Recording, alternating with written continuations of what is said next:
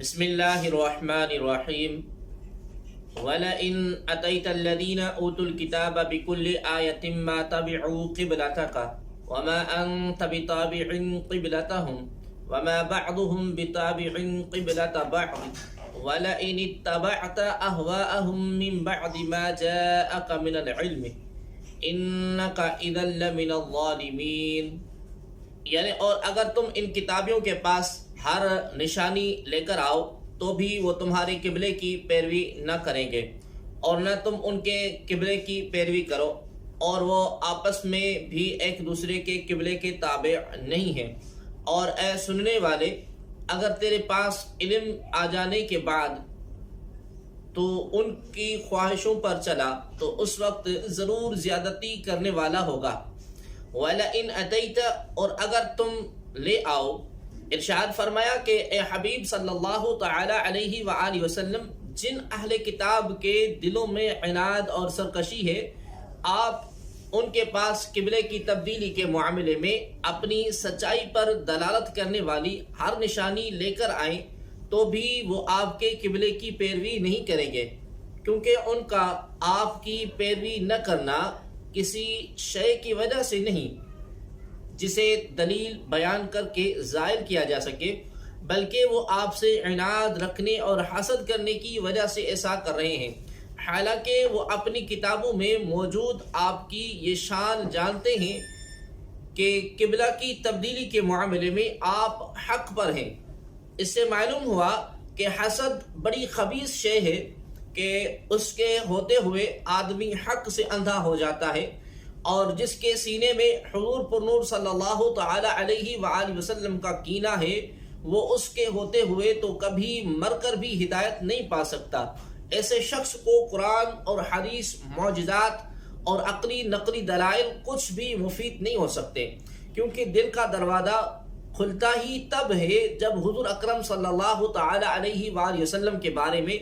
دل صاف ہو، اور جس کا دل ہی اس چیز سے صاف نہ ہو تو اسے ہدایت کس طرح مل سکتی ہے؟ وَمَا أَنْتَ بِتَابِعٍ قِبْلَتَهُمْ، اور نہ تم ان کے قبلے کی پیروی کرو۔ اس آیت میں یہودیوں کے قبلے کی پیروی سے منع کیا گیا۔ اس سے یہ بھی معلوم ہو گیا کہ اب قبلہ منسوخ نہ ہوگا، لہذا اہل کتاب کو اب یہ امید نہیں رکھنی چاہیے کہ آپ صلی اللہ علیہ وآلہ وسلم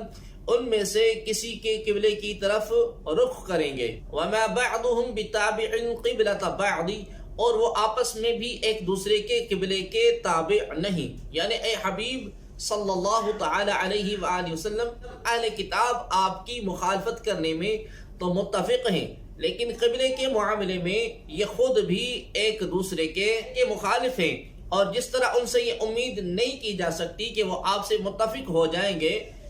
اسی طرح ان کے آپس میں متفق ہونے کی بھی کوئی امید نہیں کی جا سکتی۔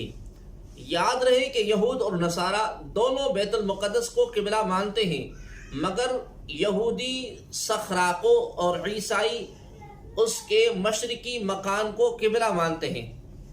وَلَئِنِ اتَّبَعْتَ أَهْوَاءَهُمْ، اور اگر تو ان کی خواہشوں پر چلا، یہ امت کو خطاب ہے کہ خانہ کعبہ کی قبلہ ہونے کے بعد اگر کسی نے بیت المقدس کو قبلہ بنایا تو وہ ظالم ہے۔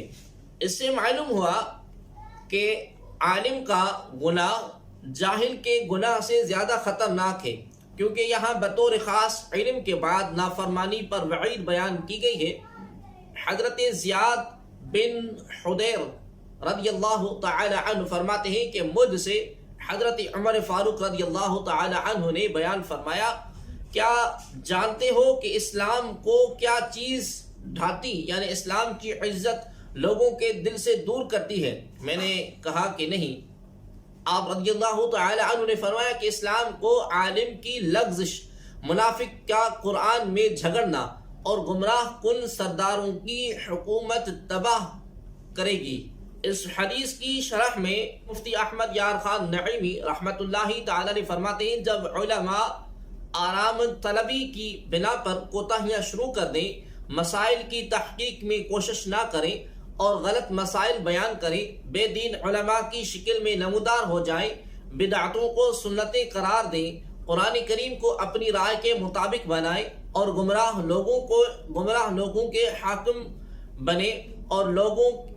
کو اپنی اطاعت پر مجبور کریں، تب اسلام کی ہیبت دلوں سے نکل جائے گی، جیسا کہ آج ہو رہا ہے۔ بعض نے فرمایا کہ علماء کی لغزش سے مراد ان کا فسق اور فجور میں مبتلا ہو جانا ہے۔ نیز یہ بھی معلوم ہوا کہ عالم کا جاہلوں کی خوشامد کرنا اور ان کا تابع بن جانا تباہی کا باعث ہے۔ علماء کو امراء سے دور ہی رہنا چاہیے تاکہ ان کی خوشامد نہ کرنی پڑے۔ حضرت عبداللہ بن عباس رضی اللہ تعالی عنہما سے روایت ہے کہ رسول اللہ صلی اللہ علیہ وآلہ وسلم نے ارشاد فرمایا کہ میری امت کے کچھ لوگ دین سیکھیں گے اور قرآن پڑھیں گے اور کہیں گے کہ ہم امیروں کے پاس جائیں گے اور ان کی دنیا لے آئیں گے، البتہ اپنا دین بچا لیں گے، لیکن ایسا نہ ہو سکے گا جیسے ببول کے درخت سے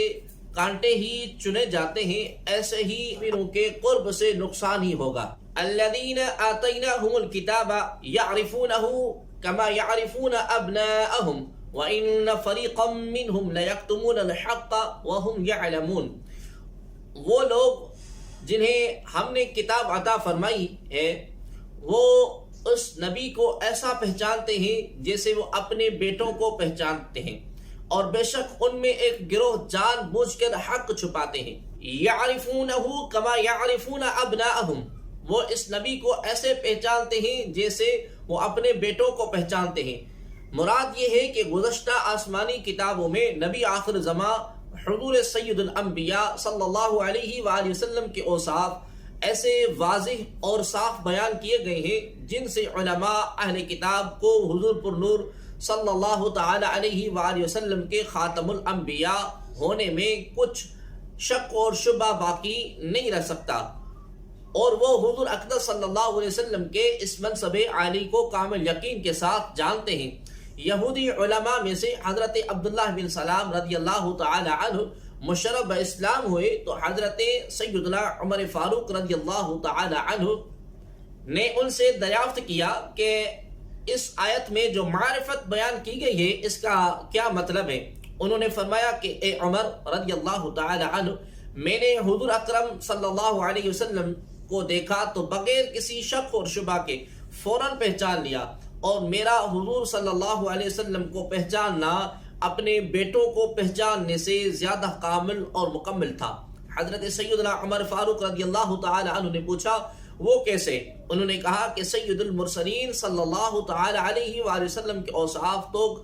اوصاف تو ہماری کتاب توریت میں اللہ تبارک و تعالی نے بیان فرمائے ہیں، جبکہ بیٹے کو بیٹا سمجھنا تو صرف عورتوں کے کہنے سے ہے، یعنی حضور پر نور صلی اللہ تعالی علیہ وآلہ وسلم کی پہچان تو اللہ تبارک و تعالی نے کرائی، لہذا وہ تو قطعی اور یقینی ہے، جبکہ اولاد کی پہچان تو عورتوں کے کہنے سے ہوتی ہے۔ حضرت سیدنا عمر فاروق رضی اللہ تعالی عنہ یہ سن کر ان کا سر چوم لیا۔ اس واقعے سے یہ بھی معلوم ہوا کہ غیر محل شہوت میں دینی محبت سے پیشانی چومنا جائز ہے۔ یہ بھی معلوم ہوا کہ حضور اکرم صلی اللہ تعالی علیہ وآلہ وسلم کی صرف پہچان ایمان نہیں، بلکہ حضور انور صلی اللہ علیہ وسلم کو حضور کریم صلی اللہ علیہ وسلم کو ماننا ایمان ہے۔ جیسے یہودی پہچانتے تو تھے لیکن مانتے نہیں تھے، اس لیے کافر ہی رہے۔ وَإِنَّ فَرِيقًا مِّنْهُمْ لَيَكْتُمُونَ الْحَقَّ، اور بے شک ان میں ایک گروہ حق چھپاتے ہیں۔ اہل کتاب علماء کا ایک گروہ توریت اور انجیل میں مذکور حضور پر نور صلی اللہ تعالی علیہ وآلہ وسلم کی نعت اور صفت کو اپنی بغض اور حسد کی وجہ سے جان بوجھ کر چھپاتا تھا، یہاں ان کا بیان ہے۔ اس سے معلوم ہوا کہ حق کو چھپانا معصیت اور گناہ ہے۔ حضور اقدس صلی اللہ تعالی علیہ وآلہ وسلم کی عظمت اور شان کو چھپانا یہودیوں کا طریقہ ہے۔ الحق من ربک فلا تکونن من الممترین،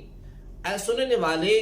حق وہی ہے جو تیرے رب کی طرف سے ہو، بس تو ہرگز شک کرنے والوں میں سے نہ ہونا۔ الحق من ربک، حق وہی ہے جو تیرے رب کی طرف سے ہو۔